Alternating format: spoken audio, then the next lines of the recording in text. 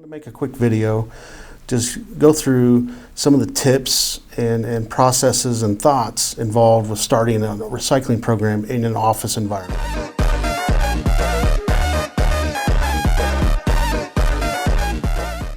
Hey, I'm Jake with Green Teens Recycling, and wanted to make a quick video about some tips for implementing a successful recycling program in your office. Some good planning before you try to just start recycling in your office can go a long way towards making a successful program. First thing you want to do is actually understand what waste you're going to process in your office. What's the bulk of the material that's passing through your office that is recyclable?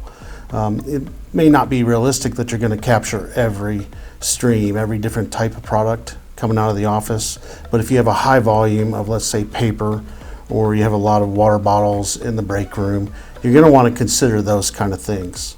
And then by setting up a recycling station or planning on where you're going to have your receptacles for the material is going to help a lot too. You may plan to have a central location in, let's say, a break room, or you may choose to put a can at everyone's office. Each desk has its own recycling can. It can be very effective too for capturing all the paper if you have a lot of paper going through your office.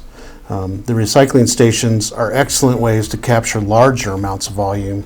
So if you have, let's say, a lot of paper going through the copy room, having a station set up in the copy room is going to be a great place to capture that kind of stuff. Next is going to be educating your employees. Really, if people don't know what to recycle, it makes it harder, and the reality of it is they're just not going to recycle because they don't. It's not easy, they're not going to do it. So whenever you're making a plan to recycle in your office, make it easy. That needs to be the plan. The plan is, let's see how easy we can make this. And then the next piece of it is going to be to actually measure your success. And even if it's just your best estimates, if you say, 50% of this can is paper and average weight is this.